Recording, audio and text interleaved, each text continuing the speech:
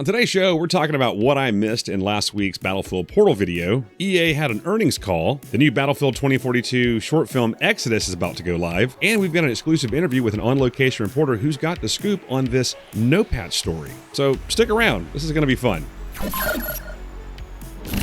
Hey, what's going on, everybody? Hope you're doing well. In my last video, we looked at Battlefield Portal, some of the features and absent features. If you missed it, I put a link in the description down below. Go check it out. I thought I was pretty thorough with my research, but apparently I missed something that I don't know if too many people are going to miss, other than myself and a crap ton of other content creators. That is, Battlefield Portal will not have a spectator mode. This information comes from Gabatron 5000, who is an EA game changer and a Battlefield partner. She is also the one who came up with the asymmetrical quality versus quantity game mode we see in the Battlefield Portal trailer. In Gabatron's video, she does talk about this a little bit, but I wasn't quite sure what was going on. You know, first of all, because I don't listen.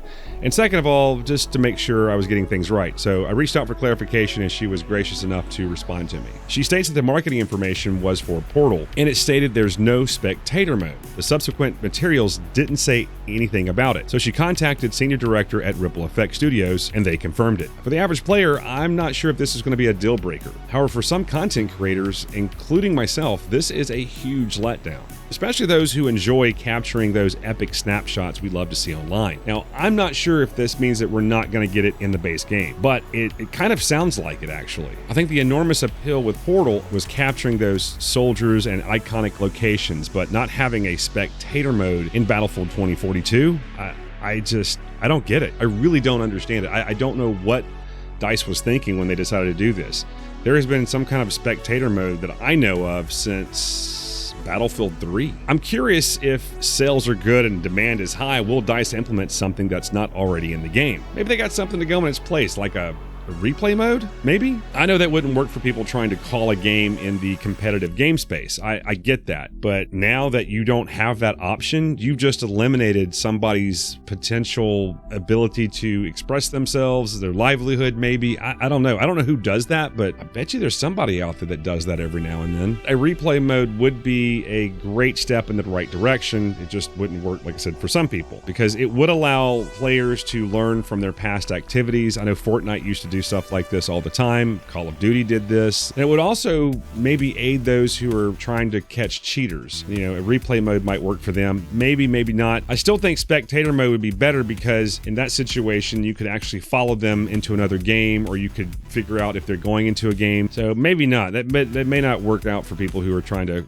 crack down on cheaters. Also, I could make some really cool shit too if we had a replay mode. That'd be a lot of fun. But I think that we have to have spectator mode. So yeah, I highly doubt that we're getting a replay mode in replacement of a spectator, but that would be interesting. But for now, we'll have to wait and see. So let me know, will you miss having a spectator mode in Battlefield Portal? Why or why not? Let me know. Also, this will be a hot topic, I'm sure, for a few days, and we'll be talking more about this during our stream. So if you want to jump in the conversation and join the growing community, we go live every Tuesday and Thursday at 2 p.m. Eastern Time, right here on the channel. So come by and say hello. Last week, EA had an earnings call, and I think they made things a little more confusing. So as we approach Battlefield 2042's launch, they're going to tell their investors that everything is going according to plan, everything is hunky-dory, and the amount of engagement is through the roof. But the real juicy stuff comes at the end during the Q&A session. However, just because this call is for investors doesn't mean it's exclusively for investors. Anyone can listen in, and I'm sure they know us Battlefield fanboys are listening with bated breath. So they tend to say a lot without saying anything, if you get my meaning. Also keep in mind, this is a transcript of that actual call, and it can sometimes have corrections in the final release. Take this for example. Someone asked, does the franchise still aspire to be an every other year release? Andrew Wilson, Chief Executive Officer, says, do we think Battlefield will return to an every other year launch? I would say, I think that is our orientation. But more importantly, I think you should think about Battlefield as a service. What we announced, what we're doing for the launch of this game is really revolutionizing changing and reinventing what all our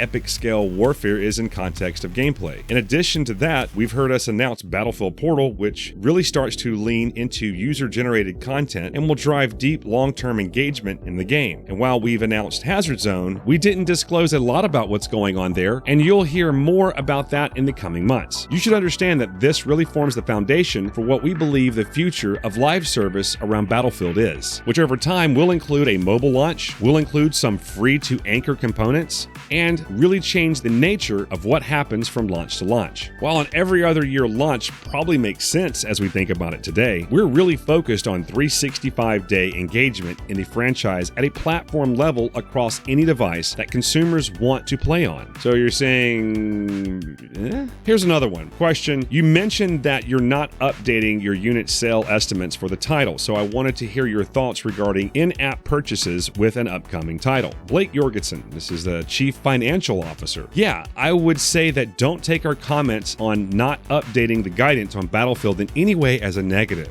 No.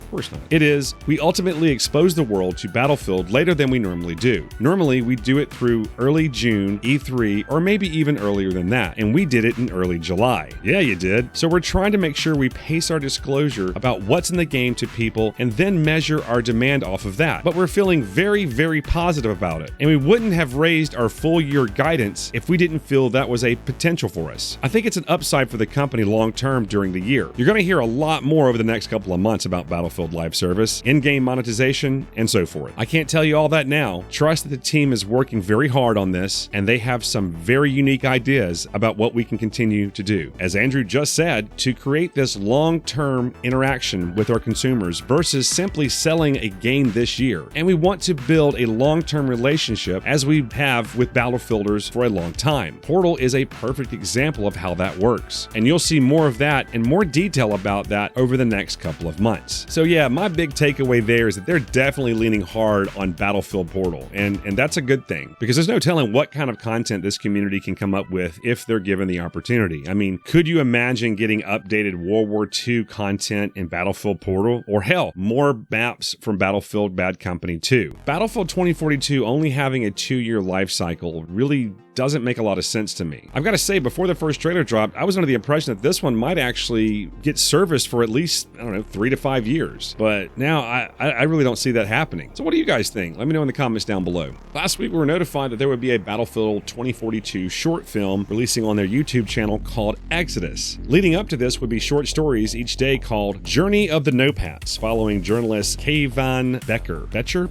As of working on this, there are currently 6 parts to the story. There should be a few more leading up to the film's release on August 12th. When I first saw this, I really didn't know what to think. Sure, we didn't get a campaign, but do we really need this? So I did what any good content creator would do in this situation, especially when they're unsure if they should read each story like it's a Karen Smith novel with some strange accent that's on the back of a barge going, who the fuck knows where? So I put up a poll question asking you guys if you're interested in any of these backstories, and a large number of you said no. However, quite a few of you said if I made a video about it, you'd watch. Well, guess what? That's this video. But for those of you who said no, I'm right there with you. I get it. I mean, who wants to follow a guy named Kayvan? Oh, that's an actor. That's an actor. That's an actual person. That's a real, okay. I thought it was like a perfume or a cologne or something. Don't forget your Kayvan. But really, I know what you guys want. You want to follow a guy who's been through some shit, who knows what it means to PTFO. You want to follow a guy who's right out of Battlefield Friends, but not at all associated with them whatsoever. Well, ladies and gentlemen, I give you our own location reporter from News Action 12, Uncle Jimmy. Uncle Jimmy, are you there? Yes, sir. How you doing there, young man?